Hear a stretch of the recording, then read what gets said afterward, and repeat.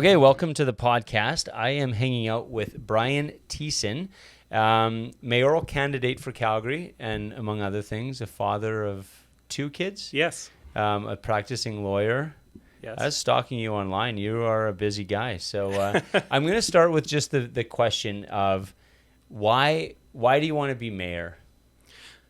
In a nutshell, public service. Yeah. I'd like to improve the city, give back to the city that's given me and my family so much. Yeah.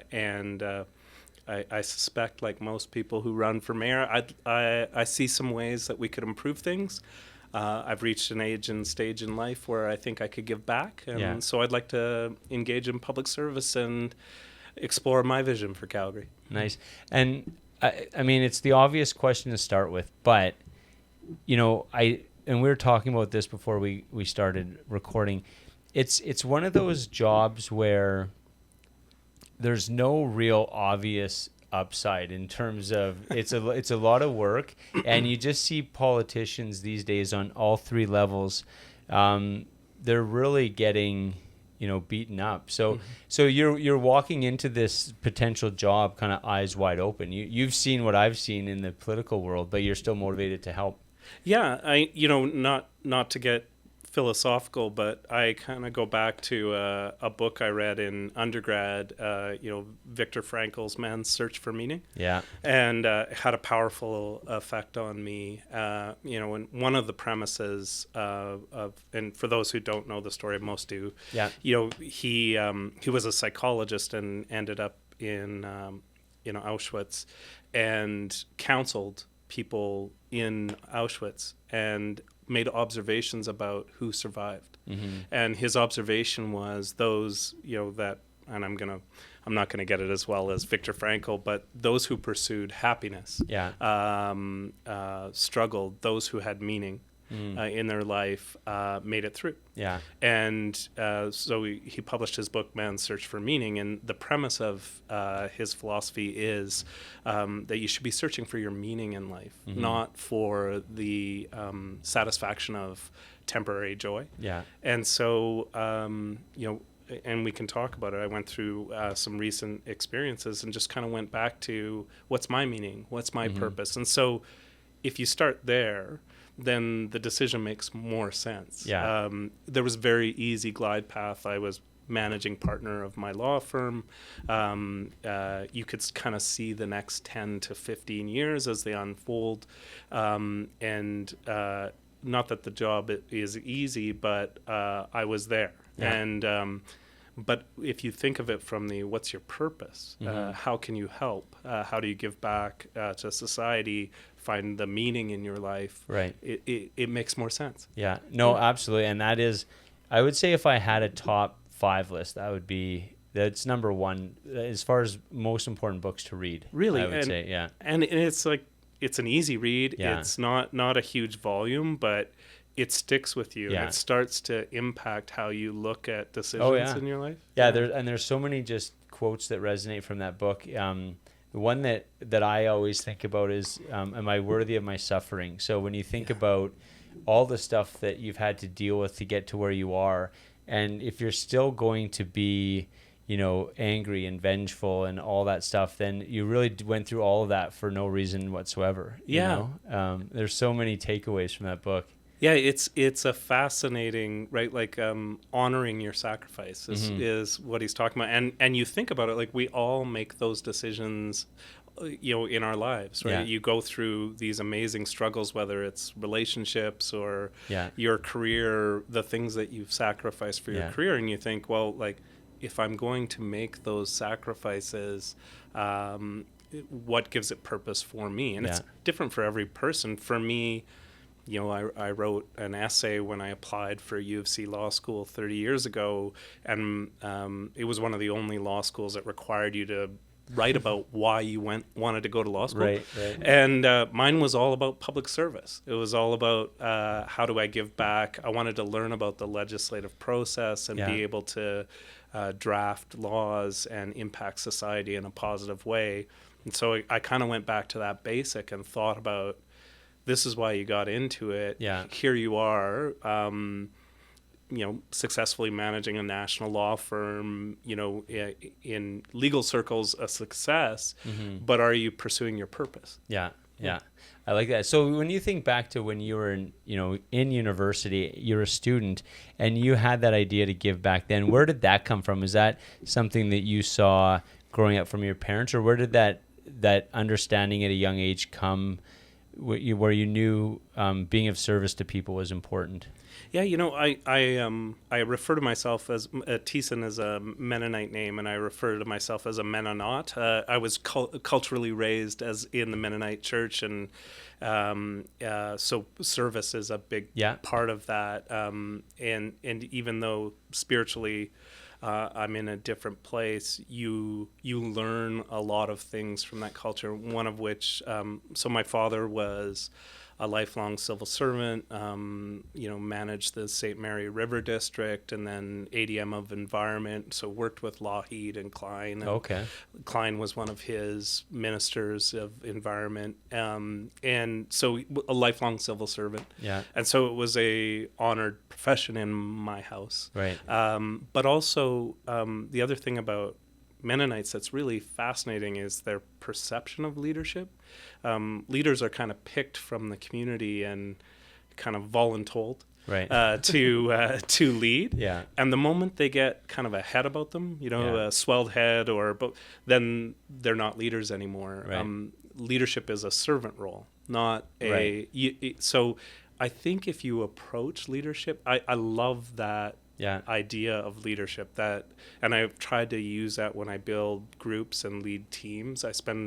You read a lot of books now, and they'll talk about the alpha wolf leads from the back of the pack or all that. And I'm like, it's all kind of things that Mennonites intrinsically knew. Like you expect a leader in the community to pick up a shovel. That they're supposed to dig in and work hard, and I think of leadership in that way, and I think it's really helpful. I think if you think of it as you're giving back. It's you lead by example always, and it's not about your ego. It's about how you give back. I think I learned some valuable lessons from that. Yeah. One of the things about, I'll say city politics versus provincial or federal is you don't really, and correct me if I'm wrong because I'm sure I don't have the whole basics correct, but you don't have to be kind of part of a political party. You're kind of running as an independent. Is that how it works in city politics versus provincial? That's how it has worked. Okay. The current provincial government, the UCP, introduced municipal political parties through legislation a year ago. Okay. So you were correct for the last. Okay, so for all elections up until this point, it's been like that, and it's changing. Yes. Okay. It's changed. So the provincial government introduced legislation to introduce municipal political parties to only Edmonton and Calgary in the next municipal round of elections in October this year.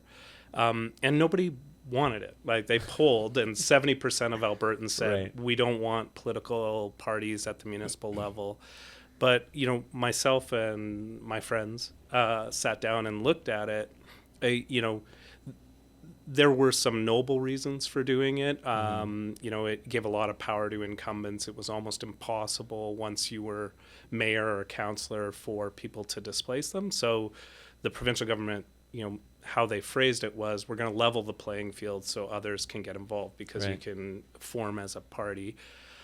The unspoken piece was, I would say, the provincial government was convinced that if they introduced municipal political parties, Conservatives would win, which they've never really done in Calgary and Edmonton. But we looked at it from this has happened, the law has changed, we can introduce political parties, glasses half full, what good could you do with that system? And I've spent time, I spent years of my life building a centrist option with the Alberta Party provincially, writing the Constitution, serving as president, and so we looked at it from, what if we could, what are the good attributes that we could take from municipal political parties? We were like, well, we clearly articulate policies, and we've done that. So we could clear policies that people could hold us accountable for. We could learn how to work as a team before we got into council, which is not happening right now, pretty dysfunctional. So we looked at those and said, okay, let's give it a try. So we've actually formed the first municipal political party in the province, the Calgary Party. Okay. People talk about other ones in Calgary, but actually nobody's successfully organized yet. You actually have to get 1,000 signatures, 5 candidates that are running for office that are registered and declared. So the Calgary Party has done all of that. So nice. And none of the others have yet. It's actually much harder than people think, and I think everything is. Yes, and so we've done that, and we're going to recruit a full slate of candidates so Calgarians can decide to vote for what we think is our reasonable centrist option that takes good ideas from the left and the right. And we think that's a great thing for the city. And so we're trying to take, regardless of the motivations of the provincial government, we're trying to take the good out of it and give a real option to Calgarians that we think makes sense. Yeah. So with politics, and I try to avoid watching the news as much as I can, but there's obviously a lot of stuff happening in the news. Trump's back in the U.S., Trudeau's resigning, although he still hangs out, so it's always confusing. But politics has become really polarizing, and maybe it always feels like it is polarizing, but it feels more so than ever before to me. Anyway, maybe that's just what my Instagram algorithm feeds me. But how do we bring it back to something where, instead of saying this is what these outliers want and we're going to push for this voice and this is what these outliers want, we're going to push for this voice. How do we kind of bring things back so that we are kind of looking out for, for everybody's benefit? Yeah, I think it starts from the mindset that what we have in common is far greater than what divides us. Mm-hmm. I think that it has become good politics to focus on extreme positions on the right and the left, and you see federal parties doing it, you see provincial parties doing it. I kind of reject that premise, and I say to people, I think it's the politicians that have got it wrong. Because I look downtown or in charities I've worked on the boards for, every organization I've ever worked in, we had a vast array of political views, right, from across the spectrum, and we get together every day and we work for our business, our charity, our volunteer organization, and we find the common ground. Because we kind of all accept as a premise, you leave that stuff at the door. Yeah. We're working together on a shared goal, whether it's work or whether it's, your kid's soccer team or my kid's swim team. And you find the common ground. And I think that's what Calgarians do really well. Yeah. And I think it's everybody else that's got it right and politicians that have it wrong. And so how do you bring that together? It's the reason I'm a centrist, right? Mm-hmm. The reason I think there are good ideas from the right and the left. I think back, and we talked about this a little bit before I came on, but 30 years ago when I got involved, there were people like me that voted for Joe Clark and voted for Paul Martin, and that was common, right? Because Paul Martin was a fiscal conservative but a federal liberal, and Joe Clark was a progressive conservative, and most of us lived in that middle, and politics has now, convinced us that everyone lives on the extremes, and I say that's wrong. I think everyone lives in the middle, and we do it every day in every place except politics. Yeah. And so our goal is to say, how do we unite around those things that make Calgary special? This great entrepreneurial spirit. Everyone remembers fondly for a reason the '88 Olympics when Calgary just had this attitude like, we can do anything, right? Oh, host the world for the Olympics? No problem. We'll just get, Jeff from next door will volunteer, and, every community got involved. The Greek community was doing interpretation for Greek athletes. Everyone pitched in, and it was an amazingly successful endeavor. But part of it was just this great spirit in Calgary. There's this amazing mentality in the air of we can do anything. 100%. Right? That was like, so for me, I grew up, I would have been probably 10, 11 when the Olympics came here, but that was such a influential part of my life because like the volunteerism from that. What's funny is as you get older and you start to realize how unique that was. I just took for granted that that's just how the world worked, is like, you know, and I remember talking to people and saying that the Calgary Olympics was the first time where you had that volunteer spirit, and you had like, there's a lot of things that Calgary did very uniquely that cities before that had never done. And so I just took that for granted as, oh, that's just what cities do when they have Olympics. And but I grew up with that imprint in my brain of like, this is what a city does, you know? Yeah, and I think Calgary, you know, both in that, you know, I talk a lot. My wife was one of the young figure skaters that would, you know, bring the flowers out to, you know, she was a kid, bring the flowers out to Brian Boitano and that. My father-in-law, you know, spent 50 years in Lake Bonavista. He's 91. Would talk about them all volunteering and just, you know, driving people from the airport, doing all, which is kind of like the Stampede perfected that, right? Like that you have this army of volunteers in Calgary that get engaged in the community. But, you know, even as, you know, I talked to him about Calgary, they had the same thing, you know, in his crescent in Lake Bonavista, there was a small city park across the street. Right. And when they just came and the city appointed him, you know, in charge of that park, and him and his neighbors, they got a key to the fire hydrant, right, and him and his neighbors would volunteer and they would go water the park, like a simple thing. But they were assigned caretakers of this park, and I think it's a small microcosm of how Calgary works, right? All these people were just like, oh, that's our park, we own that, not I'm gonna wait for the city worker to come out and water it and it's become overgrown with dandelions. And I love that. I think ingrained in that is a unique ownership Calgary has of its community. I'd love to get back to some of that and a little less anger, and tapping into not in my neighborhood, and a little more of that spirit that Calgary has, that where we're very proud of our communities. We wanna make them better. Yeah, no, 100%. I was thinking as you were talking about that, a friend of mine and someone I work with, he's part of a group in his community that spearheads their rink and makes sure that, you know, it's flooded for the kids and stuff like that. And he spends a ton of time, but to him, it's exactly like you said, it's, how can we make our neighborhood, you know, as good as possible? And when I think back, he talks about how his dad was a volunteer for the Olympics. So same thing. It was embedded, you know, early on in his life. Yeah, I think it's part of the fabric in Calgary that we take for granted. And to your point, I think the Olympics has tried to duplicate that since, because they saw the power of community.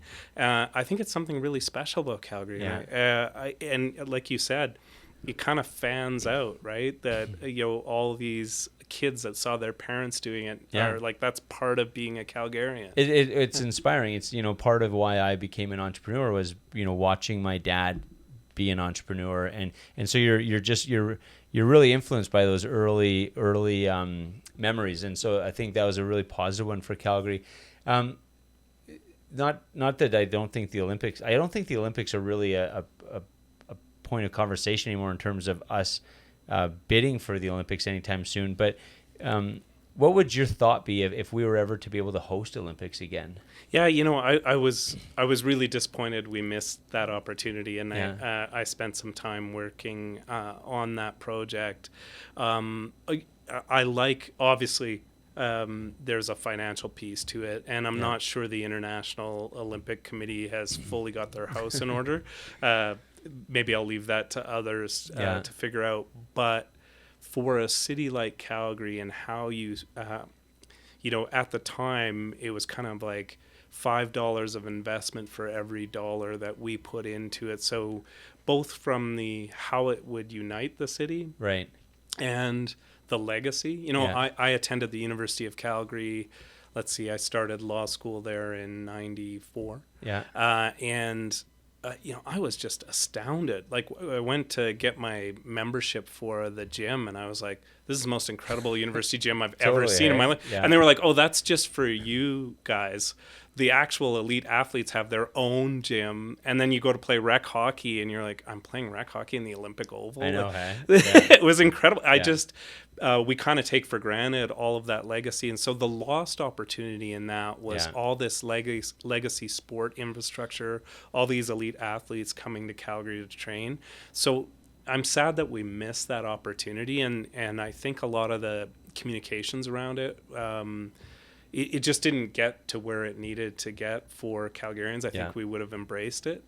So I'm open. I love city building with, reasonable eye on the budget. Yeah. It has to make sense economically, absolutely. But I would always be open to, I think the Olympics are spoken for the next 20 years. Is that right? Yeah, so it's kind of sad, but there are other opportunities. There's things like the X Games and other events, although nothing's quite like. Yeah, I know. It'd be. I would love to have had my kids experience that. It would have been awesome. When you think of Calgary, so I'm curious in terms of what are the biggest opportunities that you see, say, in the next 4 or 5 years. And then flipping that over, what are some of the biggest challenges that we face? Yeah, so we have some pretty remarkable opportunities. We've done a lot of investment in diversifying the economy. So we've brought in a lot of tech startup companies, which my firm works with, and we have a lot of the elements that help industries like the tech industry diversify. Clean energy. Calgary is an energy superpower, not just oil and gas. And we have, I always tell people, my client Blue Earth that does wind and solar, is headed by a former Suncor employee. Like, all that expertise is transferable expertise. Exactly. And so we have real opportunities in Calgary on diversifying the economy. We're attracting talent from across the country and around the world that want to live, work, and play in Calgary, and so that's both an opportunity and a challenge. Yeah. And so when you have that kind of, and we have, as much as it is going up, our cost of living comparatively to the rest of Canada and North America is relatively good. We have a lot of the bones of a great city, right? We're ranked high on the World Economic Forum's rankings.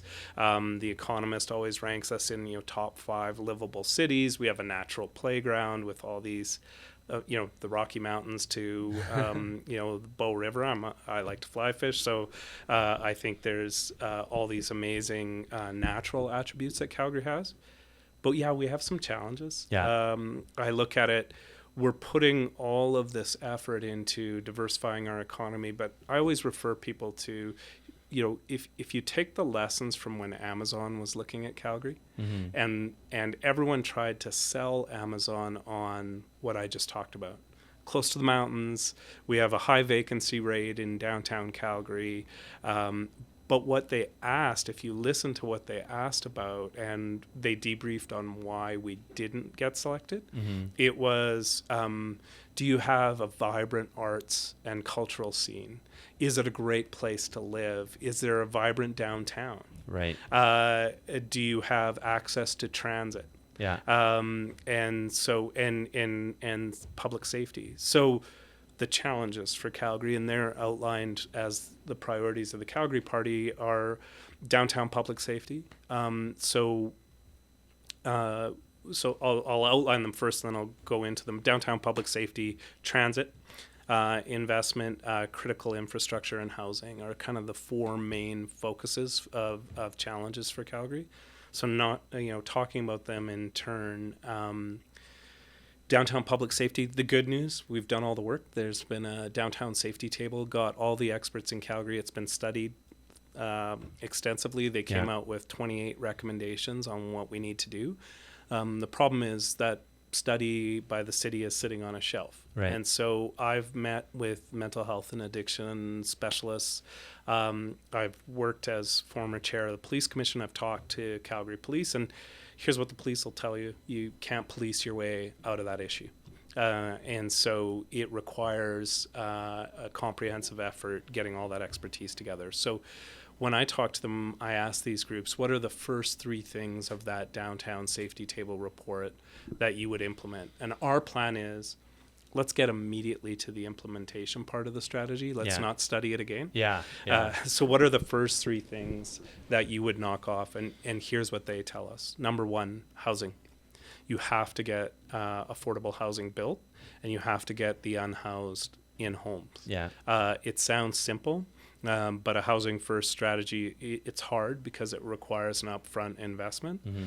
Thankfully, cities like Helsinki and Finland have done it and tracked their costs, and they roughly estimate between 15 and 25,000 euros per citizen that you save not spending on the healthcare, justice, and other drags on the system by housing people first. So it costs less, and it's the right thing to do. So housing first, and I'll come back to that. That's affordable housing when I speak to that part, because housing is a much broader issue. So getting affordable housing built. 24/7 help teams, like Alpha House is an example of people who do it really well. Civilian help teams with mental health and addiction specialists that work with transit and city police. So embedded teams, they are cited by a number of organizations that are doing it well. So let's get those funded 24/7, and a downtown presence, police housed with those 24/7 help teams, because they have a much better response rate when they're working together, and they have civilian experts working in those areas. So those are the number 3 ways, top 3 ways that the experts in the area say, focus on those 3, knock them off, then work on the other 24 recommendations of the downtown safety table. So that's a priority for us. I like that, because a couple of things, like where our office is, we see a lot of homeless people in the area. There's a recycling facility close, so that I think also is somewhere that they tend to congregate. But then just as a citizen, so 2 things that I would say. One is, I want to be able to walk my kids from here to Stephen Avenue and have them feel safe. That would be a priority as a dad. But the other thing, just thinking about them as human beings, the people that I see when I'm walking, through the alley or even, along the street, is, there's not a lot of facilities for them. I don't know what the facilities are in terms of like homeless shelters and stuff like that. I'm just saying, like, you get people upset because these people are, doing gross things in the back alleys and stuff like that. But at the same time, there's not a lot of facilities and options for them. And so I think there's a way of, on some level you have to be harder on these people. I don't know, but on the same way, there's also more compassion we can show for them. So how do you find that balance between those 2 ways of dealing with the issue? Maybe a good example is if you when you read the downtown safety table report, there's a lot of compassion you can find in that report for housing, getting people off the streets and finding them a place to live. And you get a lot more success in treating them for addictions, which is the provincial focus. They're very focused on getting people treated and not addicted. You'll be more successful at that if that's your focus, if you get them housed. So treating them like human beings first, who have real issues they're struggling with, addiction and mental health issues. But it's going to require an investment from the province and the feds that they need to be there in greater strength. On the tough love side of things, when you read that report, hidden on page 70 is a little footnote that says the same 50 people prey on those in the drop-in center, violence, drugs. So let's save the hard edge of the criminal justice system for criminals who are preying on people in the drop-in center, selling them drugs, making it unsafe for women with small children to use the drop-in center. There's absolutely a role for the justice system for people like that. Yeah. And but what we have to resist is that urge to, that scares me, that grosses me out, so I'm going to not offer a helping hand to our citizens in need. We can do that while at the same time focusing on criminals that prey on those people. Yeah, absolutely. So you mentioned you were part of the police commission. What was your role there? I was chair of the Calgary Police Commission. So how does I'm always curious when I'm talking to people how they, because as a lawyer, how do you become the head of the police commission? I just never have those opportunities come to me. So I'm curious, how does that opportunity come to you? Yeah, that's kind of a fascinating one. I it was about 2015, 2016. I was wanting to get more involved in my limited spare time, and I literally went on the City of Calgary website, committees and commissions, and I read through them, and I was like, well, isn't this a fascinating one? The Police Commission, civilian oversight over the police. So like a type A lawyer, I researched it, I read the Police Act, and I went in, I applied. So I literally just submitted my CV online. Yeah. And I went and interviewed with a couple city councilors, and, they were like, listen, we have all these issues with diversity and inclusion and employment issues, and I'm a employment lawyer, and then they were like, well, what's your familiarity? And so I brought out my, I'm old school, so my 200-page hard copy of the Police Act that I'd read, and I kind of walked through. Anyway, by the end of the interview, they gave me vice chair of the commission. Nice. And then I was chair of the commission a year later. So I literally applied, interviewed. That's cool. And I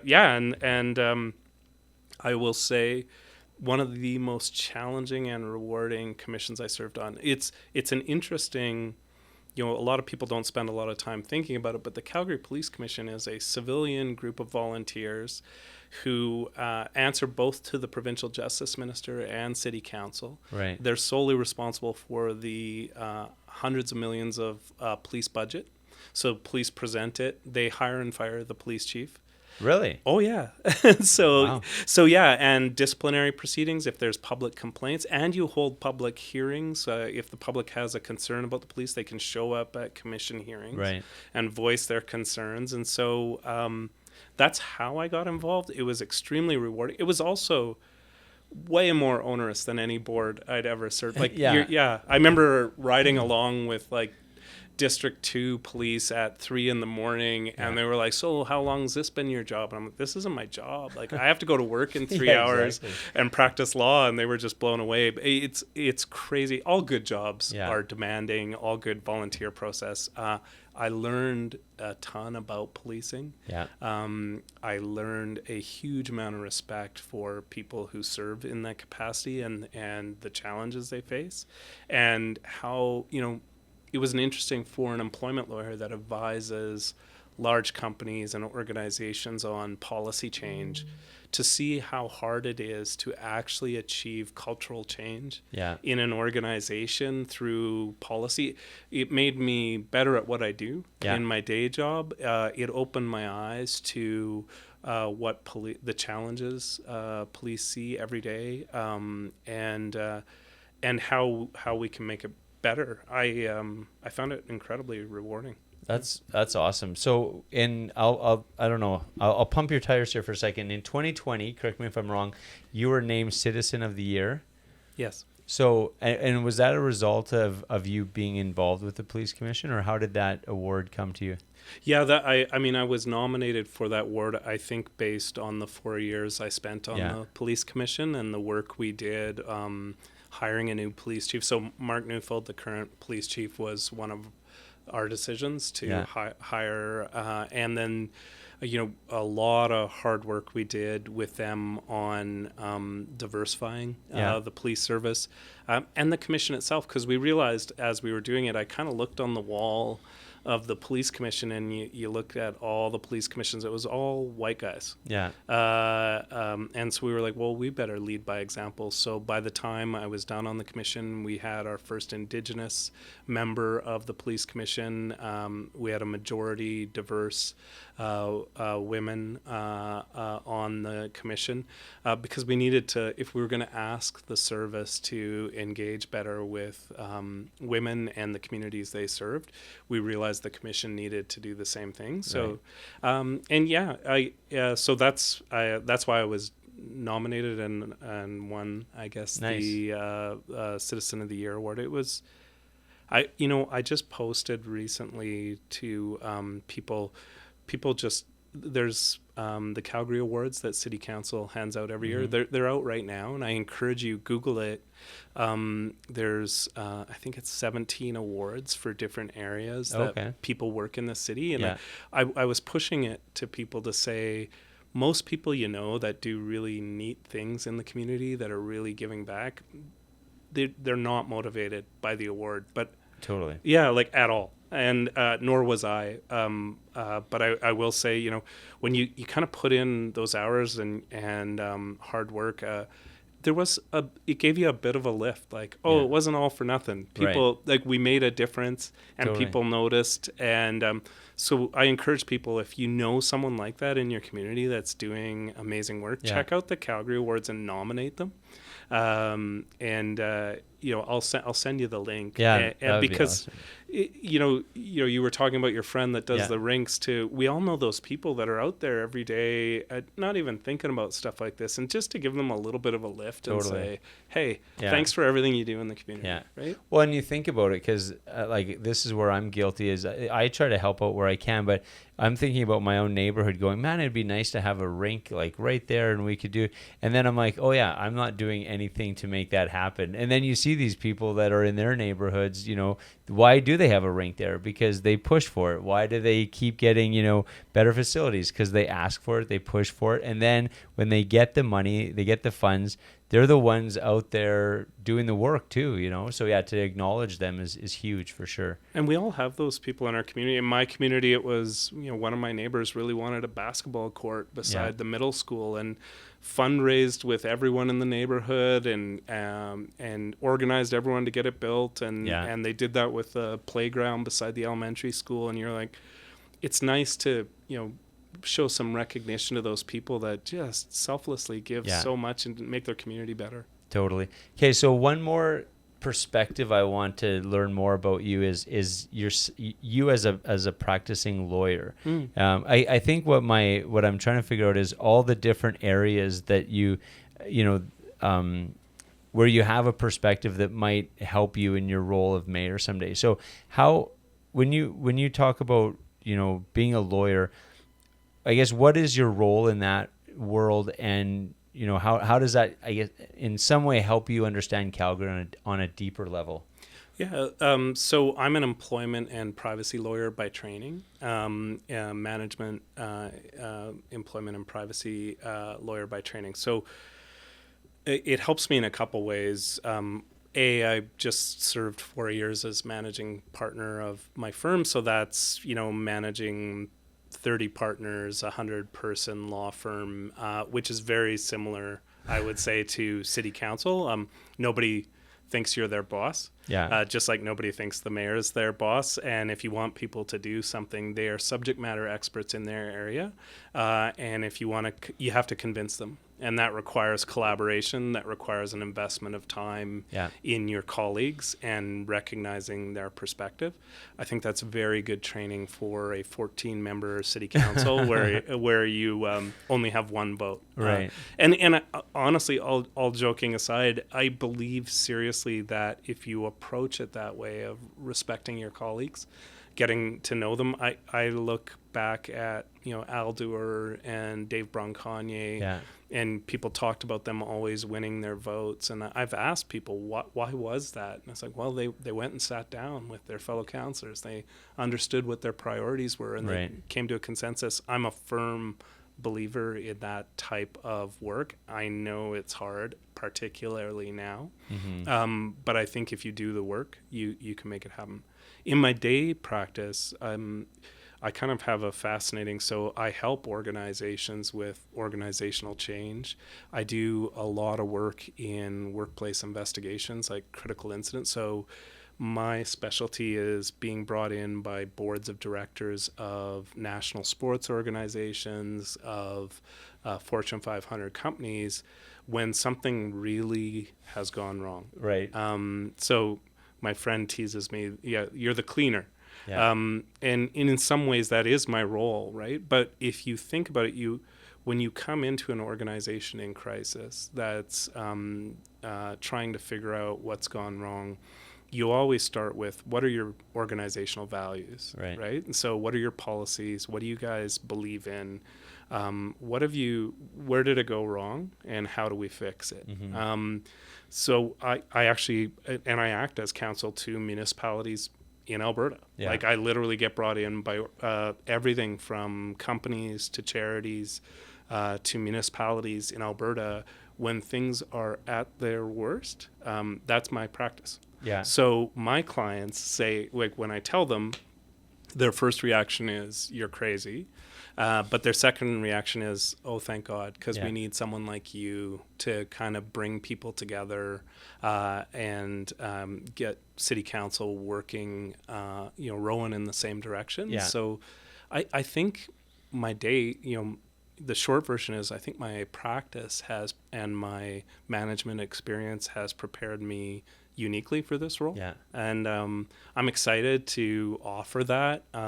The interesting thing about this job is, unlike police commission, you don't just submit your resume and, two counselors interview you. It's a public interview where people judge you, and it's democracy. Yeah. So all I can do is put my name forward and say, here's why I think I have some skills to offer. I'm enjoying the journey of this process. But I will say, at the end of the day, the public's going to decide. Yeah. And you don't just get the job because you think you're qualified. Yeah, right? exactly. Yeah. I heard a story once about Broncagnier when he was mayor.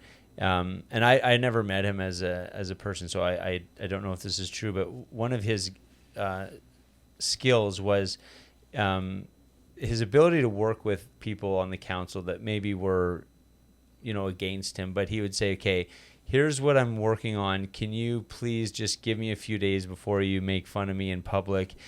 Because I don't have all the details ironed out, but, he would go to them and ask for their feedback on how would you make this work and stuff like that. So there was a little bit of like working with people behind the scenes, and especially making sure that he was working with people who might be politically opposed to him to kind of get their input. And I think he was able to get things done because they felt like they were heard before it was done.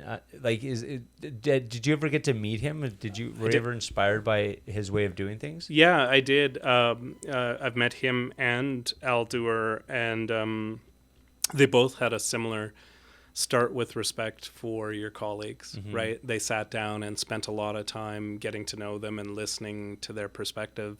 It was interesting. I was talking to someone and they said, I did an interview like 15, 20 years ago about how empathy is a key skill to my success in my career. And they were saying, is empathy going to help you on City Council? And I was like, I think what you just described of Dave Broncagnier and I would say Al Dewar and Ralph Klein was an ability to understand their colleagues, empathize with mm-hmm. them, understand what their priorities were, identify in advance, like, I know this counselor's not going to like this idea. Right.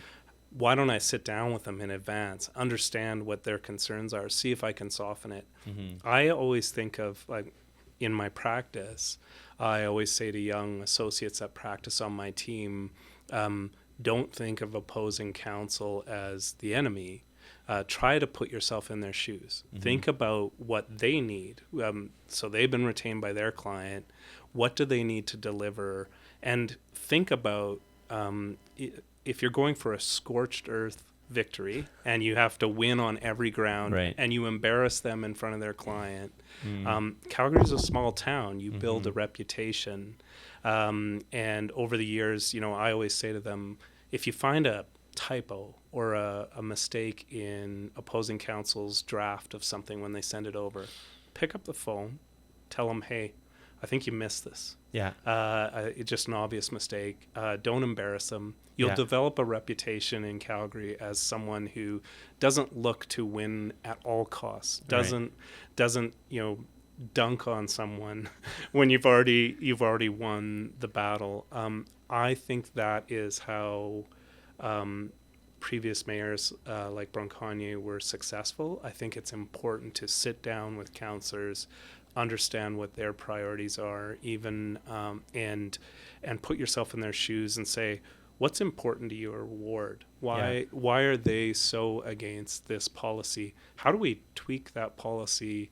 Are there some gives here that don't cost anything? Right. That can, if they're motivated by helping their ward, that's part of Calgary. I need to listen to them and understand where they're coming from. We might not agree on everything, but I'm certain I negotiate in the most difficult circumstances, and I can always find common ground. Yeah. Sometimes there, in my world, it's money. Mm-hmm. You're usually negotiating about money, but sometimes there's a lot of soft wins that can leave someone feeling, you realize at the heart of it, someone's been terminated. There's a lot of hurt feelings. They gave 20 years to an organization. Sometimes just having the CEO say, we appreciate everything you did for the organization. I always say to clients, like, actually thanking people on the way out, throwing them a goodbye party where everyone gets to thank them for what they gave to the organization. Don't underestimate how important that is when someone's invested their life in it. I would say the same lessons apply in council. Putting yourself in someone's shoes, empathizing, thinking about what they need and why they need it, and trying to find common ground. Yeah, absolutely.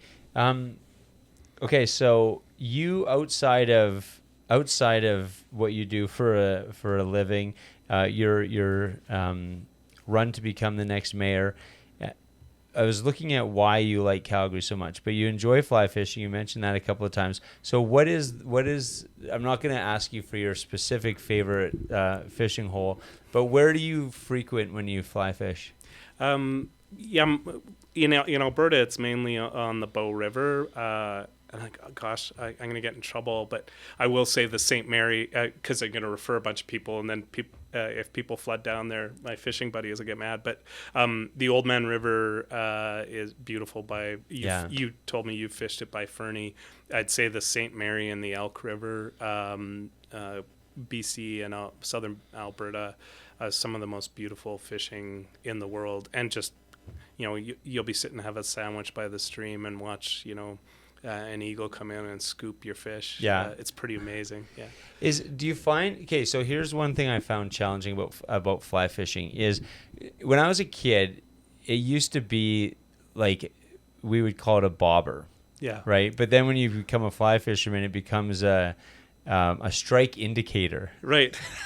And I'm like, it's still a bobber. Oh yeah, it just sounds cooler. Yeah. There's a level of like, and it's like that with every sport, right? You just it gets to the point where it's like there's a little bit of like pretentiousness or something about, and fly fishing is kind of like the echelon of fishing. You know what I mean? But it's funny you say that because I learned to fish from like my grandpa in northern Saskatchewan, Memorial Lake. He had a wood burning stove in his cabin, and you would just go out with like his 45 Johnson and a motorboat, and you just had a big giant spoon, 5 of diamonds, and you would troll behind the boat and catch massive jackfish. Totally. But like that's how I learned to fish. So I come at it from the long. It's still a bobber to me. Totally. I really just enjoy it because you're out there. It's so beautiful to be out there. And we have some. Well, you were saying like really some of the best fly fishing in the world is right. Very close to Calgary. People come from around the world to fish those places that I just talked about, and we're really blessed with what we have around here. And I like to do that, and all my hobbies I'm bad at, but that and mountain biking and skiing. So where do you mountain bike? Where's your mainly around the Nordic Center in Canmore. In Canmore, there's some amazing trails there. I try to keep up to my 18-year-old son unsuccessfully. Good luck with that. Yeah. And then skiing, what's your go-to? Yeah, it's funny. Hill? My brother and I were raised sunshine guys. Yeah. And so I still like going to Sunshine, but Sunshine and Louise are my main two for skiing. But I learned how to ski in Fernie as like a 5-year-old. Yeah. Because I was born in Lethbridge. Yeah. And so that's the place, eh? Yeah. And people, like, I will say, people don't realize, like, Fernie, the amount of powder they get down there, it's crazy. It's nuts, because it's one of those. We were talking about that yesterday, because we actually went to Lake Louise, but we were talking about Fernie on a powder day. So we went, this is a few years ago, but we were lucky enough, we went to Castle.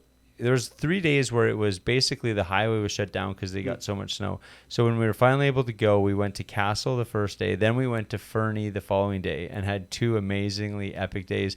And then on the night of the second night, it rained, and so then Fernie was a skating rink, and it was a total. So that's Fernie, right? It's either beautiful and it can turn like that and be just crap. Yeah, it's but I would say Fernie and Big White are like 2 of the ones where you like people show up and they're like, I've never seen I'm up to my knees in powder.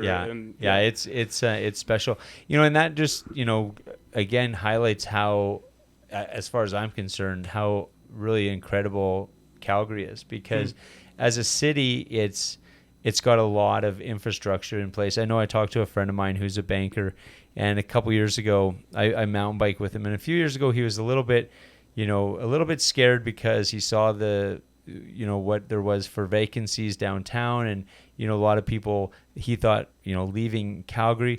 And then I talked to him a year later, and he was like, well, no, Calgary's actually amazing because we have the infrastructure in place. Like, we're not, if different industries wanted to come here, we already have the downtown that can support them. And he's like, there's no other city in the position that Calgary's in. And he was like completely revitalized.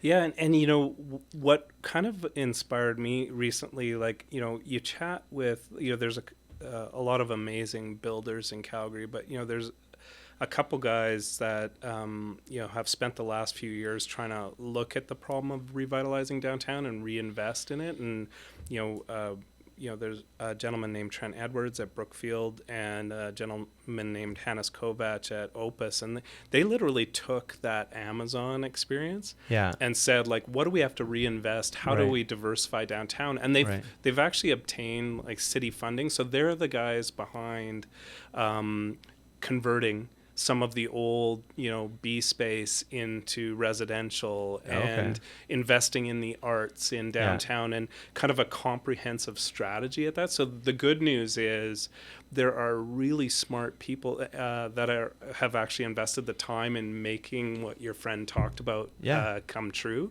and kind of repurposing a lot of the existing infrastructure in downtown, but also, like, they've gone back to council to say, now we need to move on to the next phase of this development. So I guess I distill all that down for people listening to, the good news is your friend's absolutely right, and there's some really smart people thinking about how do we capitalize on that, those assets, and make Calgary even better. Absolutely, 100%. I'll ask one more question. I'm going to put you on the spot here. You've mentioned a couple of books. I think we have a lot of books in common. I'm about to embark on a epic road trip. I have to go. Epic, not necessarily being awesome, but epic being long. I have to go today. I'm driving to Regina. Then I have to go to Estevan tomorrow. And then on Friday, I have to turn around and drive all the way back through Calgary to Panorama. So I got like 20 hours of driving ahead of me. What audiobook should I download? Well, if you want one that's definitely going to last you that journey, that I'm just finishing right now, The Power Broker by Caro. It's a fascinating story. So Robert Caro wrote two real biographies in his life. He Lyndon Johnson's and Robert Moses. And so this one's Robert Moses. And if you don't know Robert Moses, he's literally the guy that built every park, bridge, freeway in New York. Okay. And it's kind of a rise to how he achieved that, all the park system in New York State. And, people like FDR and make their appearance over the 40 years. And it's also this cautionary tale of becoming... not corrupt, but like so focused on roads to the detriment of neighborhoods and transit and all these things. It's an amazing, there's a podcast as well. So you can read a chapter and then do a podcast, and people like Conan O'Brien, who's like a passionate Robert Caro power broker. He appears like on the first episode of the podcast, and so you can read a chapter and then listen to the podcast that kind of breaks it down. So or some people just do the podcast. I'm doing it the hard way. I'm reading the 1,200 word book, and I'll warn you about Caro. He writes, like when he writes about Lyndon Johnson, which I also read, it's like he'll spend a chapter on the soil in East Texas where you're like, okay, I feel like I got it. We can move on. But it just gives such an amazing story. It's a great kind of tale of city building, cautionary tale of letting power go to your head. I found it an amazing experience. People like Conan O'Brien did. If that's not your jam, I tell people all the time, if you kind of business focused like you, entrepreneurial, there's a great book by a writer who wrote for The Economist, called Wainwright, called Narconomics. And he breaks down, it's a great audiobook, Narconomics. He literally breaks down the criminal trade in each chapter, but he analyzes it as a business. So he compares, like there's a chapter on the Hells Angels, and he talks about it, and he's like, listen, if you kidnap someone, you can maybe get $1,000 ransom. But if you're the Hells Angels, you can get 10,000 because people are terrified. So brand recognition. Yeah. So he does a brand analysis comparing McDonald's to the Hells Angels. Oh, that would be fun. But it's a fascinating read. But what underlies it all is by the end of it, you understand why the war on drugs failed. And it's an economic reason. The markup from the fields in Bolivia to the streets in the U.S. is like 5,000%. Right. So if you go after supply, there's so much margin right. that you will never defeat it by attacking supply. You must attack demand. And so it's completely from an economic point of view, but he kind of gets you to, I understand why we just keep pouring money into this and we shut down like these guys in Colombia and then it just shifts to Bolivia or vice versa, and how the markup is so extreme as it crosses the border that you'll never make a difference. You'll never be able to eradicate, and you'll never make an economic difference on attacking supply. You have to focus on the demand side. It's a fascinating, purely economic analysis of why you should focus on getting people off of drugs as opposed to crushing them on that end kind of thing. Because if that's the motivation, that margin is always going to entice somebody, right? Anyway, it's a fascinating. Those are a couple if you're looking for a road trip. I love it. Yeah. So one of the things, and I hope that we accomplished it today, is I find that a lot of times when people are talking with politicians or people wanting to get into the political world, they're trying to kind of create a narrative of who this person is. We've never met before today. No. We were introduced by a mutual friend. Thank you, Jeff. And but my goal was just to really get to know who you were as a person. So obviously not try to trick you, corner you into anything, because at the end of the day, the people who are running for mayor, they are people like yourself who they think that they bring a perspective that is going to help the city. And I think the best thing that we can do is get a real sense of who people like you are and why you think that you can help. So I really appreciate the fact that you took the time to kind of walk through, who you are, and hopefully people get a better sense of where you come from and what your motivations are and how you can help. So thanks for doing this. Oh, no, it was absolute pleasure. And thanks for taking the time with me, and good luck on your road trip. Oh, thanks. Yeah. I rented a vehicle so that I can bag some other vehicle other than mine. So I'm actually, I like road trips. I'm looking forward to it. Like I said, I'll put an audiobook in and shut my brain off and go. Yeah, no, we talked about it before, but you've already read The Lincoln Highway and A Gentleman in Moscow. Those are great road trip books. So I'm trying to come up with others for you. I'll send you if I He's got 2 other books too. I'm just there. Yeah, I'm just, when you've read one that you really like, it's hard to it's hard to go to his other ones. It's like, what if I don't like that one as much, Yeah, you were saying to me, like, it's hard to match the perfection that was A Gentleman in Moscow, right? Oh, it's just the whole way. And I will say, people say that it's a slow book. And it is a slow book, I suppose. But the way they weave in, like, just the history of Russia, USSR into it, and then just the ending is so tight. Like, you don't ever see a book that's just wrapped up so perfectly. You know what I mean? So, agreed. Yeah. Agreed. Yeah, it's a true work of art, that book. Yeah, awesome. Well, thank you so much. Yeah, thanks. I'll let you get back to work. You are one busy human being. So awesome. Thanks. It was a pleasure. Take care. You.